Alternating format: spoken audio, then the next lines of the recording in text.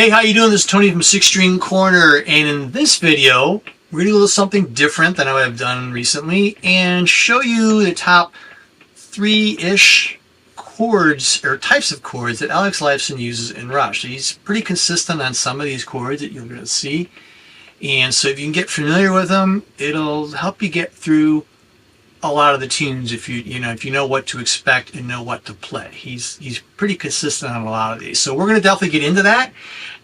Top 3-ish. And if you want tabs to any of these songs that Rush does or any other band, I got Eagles, Journey, you name it, America, whatever, in 6-String Corner tab library, you will see it in the link down below. Go ahead and click that, join in. It's free, doesn't cost you a dime, and it's always updated, so you can always get stuff as we move along. Alright, let's get on to the top chords in Rush. But this is really the first one I wanted to show you is the sus chords. Now this is used quite a bit. Alright, it's where we have the root note on the A string. That's the name. That's what names the chord. You can look at it this way. If you know how to play the minor, lift this finger up, the middle finger, still 5 strings, and that's a sus chord. Alright? Uses this a lot. You do a deep cut like a natural scion. Alright, that's just a variation of a sus chord of the A. Alright, that's in there quite a bit. Actually in Spirit Radio it's there, in the bridge section.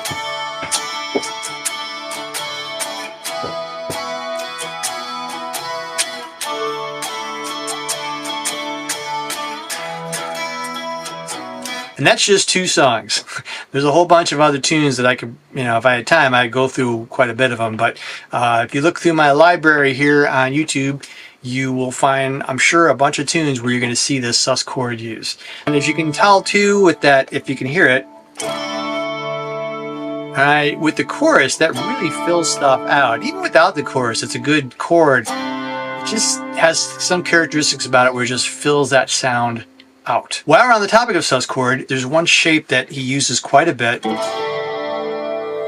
Alright, which is this. It's an Asus2, sus4, right? It's this right here.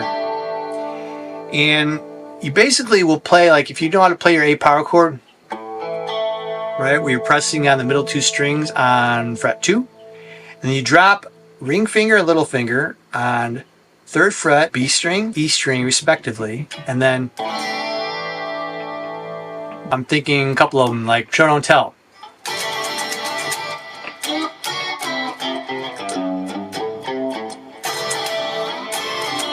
All right, and it'll come up and play that too. Tom Sawyer.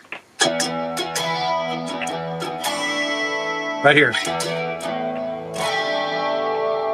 All right, right there, that 3rd chord in Tom Sawyer. There's definitely other songs that applies. Now, what I just showed you in Tom Sawyer, this is mostly true in the Moving Pictures album, but since it's a popular record, probably their biggest one, I'm going to show you another chord that he used a few times here. He used it in Tom Sawyer and he used it in Camera Eye. What this is I forget the name of this thing. It's kind of like a D. If you did a D chord here, D major on the middle 4. But we're going to use the root will be the E. So it looks just like this. Alright, so you're going to see this shape quite a bit. And here's Tom Sawyer.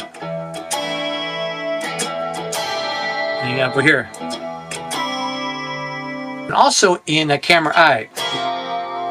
Alright, so that shape, if you're learning a lot of stuff in Moving Pictures, you'll encounter that shape quite a bit. Alright, I can't talk about Lifeson chords without talking about the Hemispheres chord. Alright, you're a Rush fan, you probably know of this chord, even if you don't play guitar.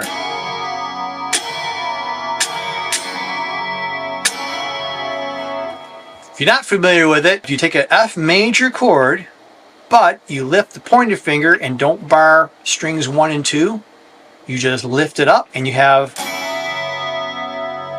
open E and a B. Don't ask what the name is, like an F, add 11, blah, blah, blah. Anyway, it's this chord right here. Alright, and that's the famous Hemispheres chord. It's not just using Hemispheres, he does use it elsewhere. What comes to mind right now is Far Cry for Snakes and Arrows, and in Digital Man. It's definitely there in Digital Man. It's pretty prominent in Digital Man, actually, which is on the Signals album. So that's a couple of places where you'll also encounter it. Now, in Hemispheres, this shape also was played elsewhere on the neck. Right, where we've got the A. This is like an A major. Same thing, lift it up. And you even see it on the B. So it'll be like in parts like...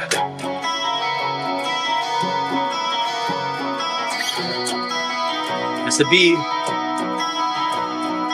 And here's the A. And he does the same thing on the D.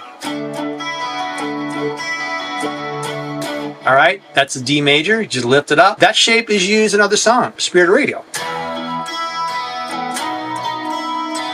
Right there, there's your B. And along that line,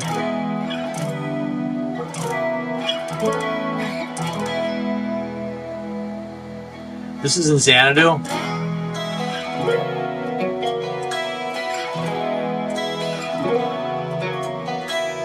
These are all very similar Hemispheres chord-ish, except we're not playing the root. You're just taking this E shape.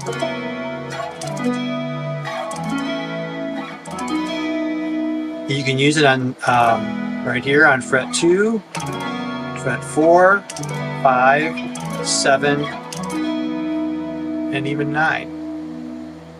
And one last one I want to show you is an E power chord that he goes to quite a bit.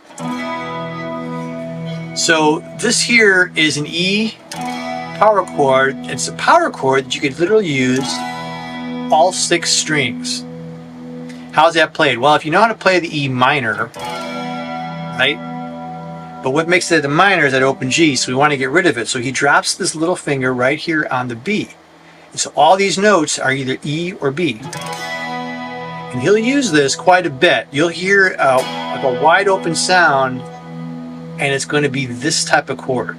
Sometimes when I play it, people think I'm playing the E major, and I'm not. All I'm doing is I'm muting. And it's just a wide open E power chord sound. Thanks a lot for watching. I hope this helped you. This is kind of a little fun video. You can kind of maybe get a little bit into the head of what Alex is doing. That could be kind of scary, but I hope you got something out of it, all right? So we'll catch you on the next one, all right? Rock on.